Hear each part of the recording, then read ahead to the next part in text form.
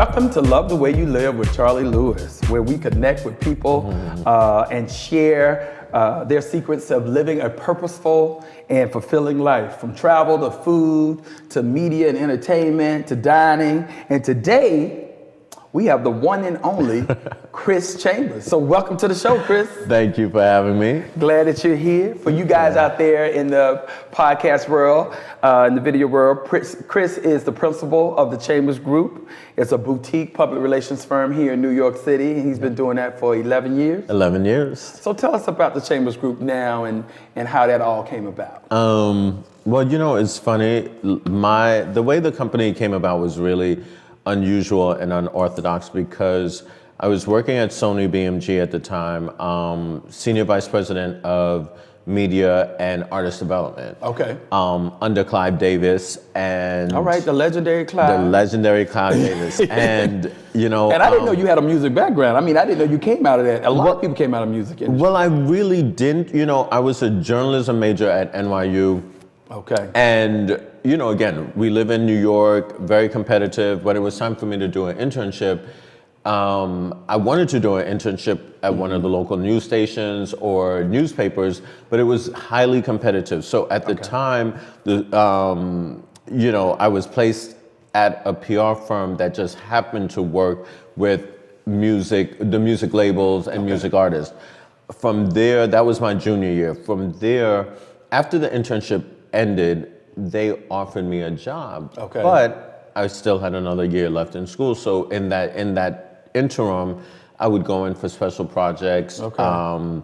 It was a really great internship because I just learned everything about PR, which I had no clue. Okay. From there, you know, my senior year, the end of my senior year was approaching. I was graduating, and they offered me a job. Okay. So I was like, okay, I don't have to look for a job. I can start paying my loans. Right. And yeah, no, it was great. Okay, where are you from originally?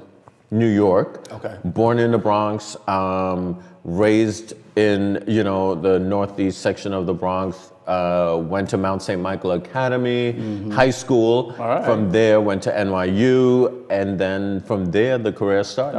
Okay, all right, sounds good. Share with us your, I mean, you know, as a PR, you know, what's the difference between being, you know, having your PR agency? Are you, you know, a publicist? Do you do special events? How is the Chambers Group set up? I mean, you know, we're a traditional PR firm, or at least that's what I called it in the beginning. Now I feel like we are brand builders. Okay. You know, it's a PR firm, but with the media today and the way social media and technology has kind of changed the whole scope of the business, I do feel like the role of the publicist has changed a great deal. I mean, we do still work with all media in terms of print, TV, radio, digital. Okay. Outdoor media. Yeah, but you know, the role really has changed a great deal because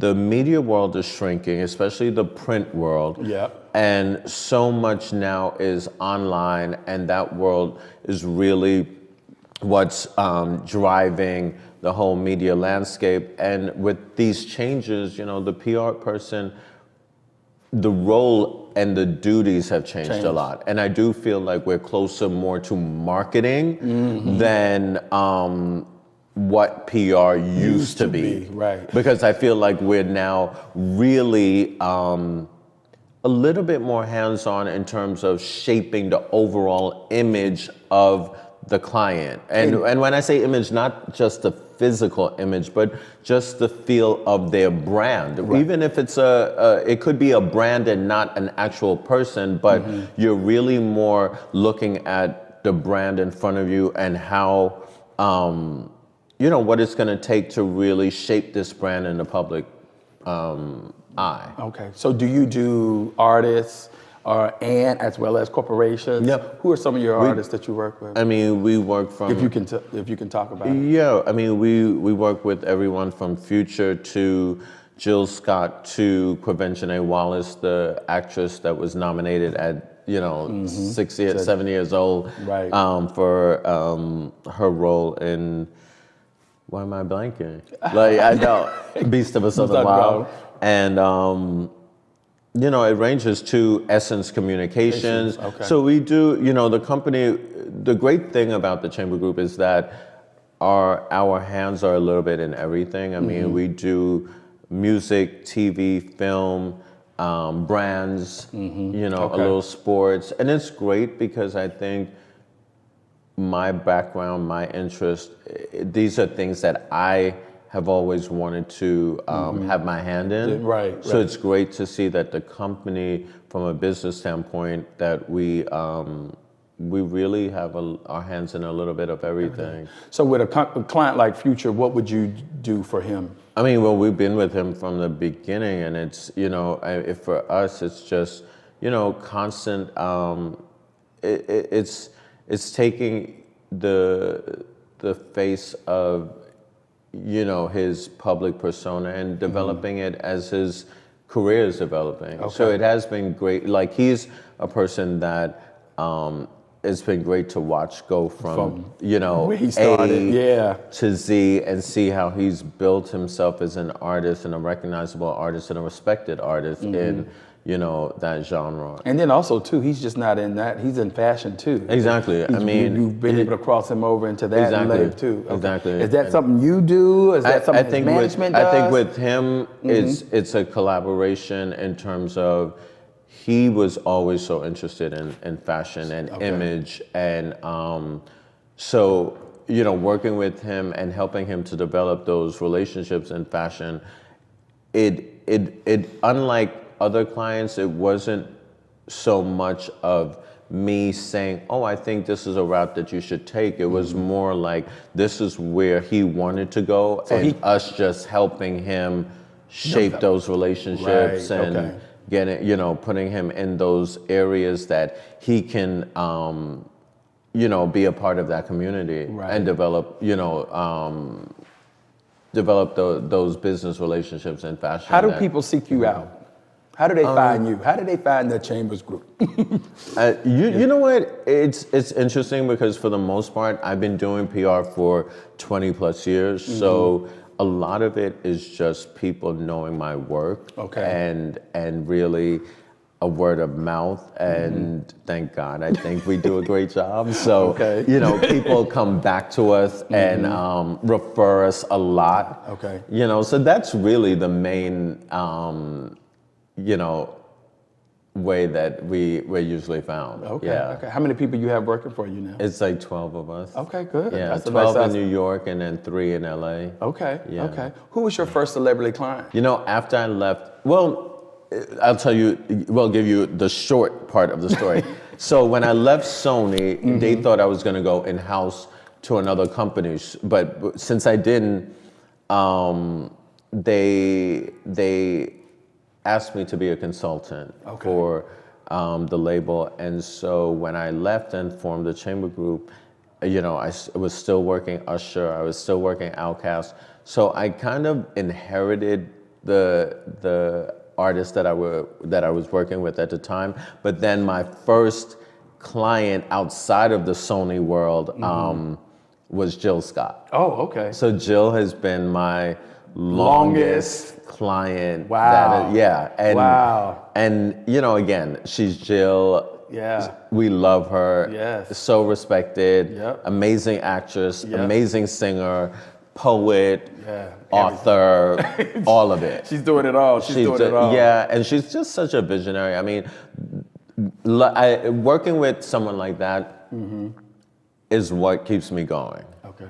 All right. Because she's just, she's a real artist. Okay, good. Yeah. It's always good when you are working, you have a client that you can set, you know, you can see them and you can identify and say, hey, this is the direction you want to go. But it's also good too when they have their own direction too. Totally. How is she? Is she one of those? Oh no, Jill, I mean, for us, I can say 90% of the time, we're fortunate enough to work with people that know where they want to go and who they are. So it does make the job easier. Jill is definitely one of those. When she came to you, did she know she wanted to be an actress? Oh, as well as singing? she totally did. Oh, okay. She totally did because she started out in, like a lot of people don't realize, she started out in musical theater, and she just has always had a very clear vision and where she wanted her career to go and what kind of life she wanted around the career. Okay. You know, and you know, everyone has a different goal. Yeah. You know, some, you know, want to be that pop star thing where it never turns off, and then you have others that they see it as their job. Like when I'm on stage, I'm on and I'm going to give you 200%, and then when I'm off, I want a personal life. I don't want to be in the spotlight all the time. Right. You know, Okay. so it really varies. Okay. Yeah. What do you think? Who is your client that kind of touches you've kind of done everything that your services provide?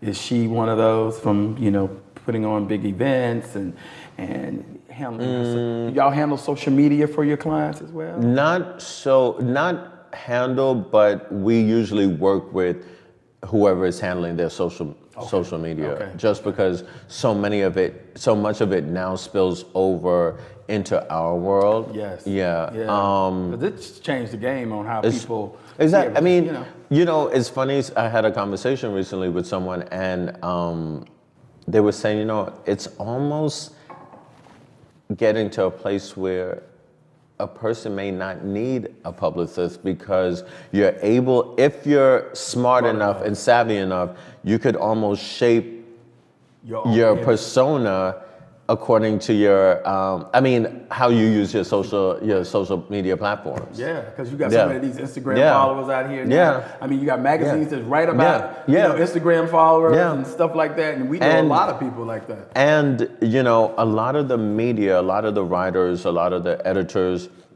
they really do go online and look at those people that have big followings and that, you know, they're influencing culture in some shape or form through their social media platforms. So, you know, it is interesting. Right. You know, but back to what you were saying in terms of who I've worked with that kind of has Touched on your services. yeah, I would say, you know, probably someone like Erica. Erica Badu. Okay. Yeah. Erica, I mean, you know, She got many different lives too. She's the DJ. She really, yeah. You know, yeah. what's her name? What was yeah, her DJ I name? mean, I forgot her there's DJ a name. few, yeah. I mean, there's a few names there. Yeah. But, you know, she's another person. It's so interesting to watch how she's the ultimate creative force. Yeah, she is. Totally. I mean, it just oozes out of her in everything she does. Right, yeah. You know, whether it's fashion, whether it's the music, whether it's performing, it's really Even her being a host on BET. yeah, it really, and you know, I think a little bit what I love about working with someone like her and Jill, it reminds you of how we grew up when we did see people like the Michael Jacksons and the Princes and the Madonnas and so forth, where they were artists. Right.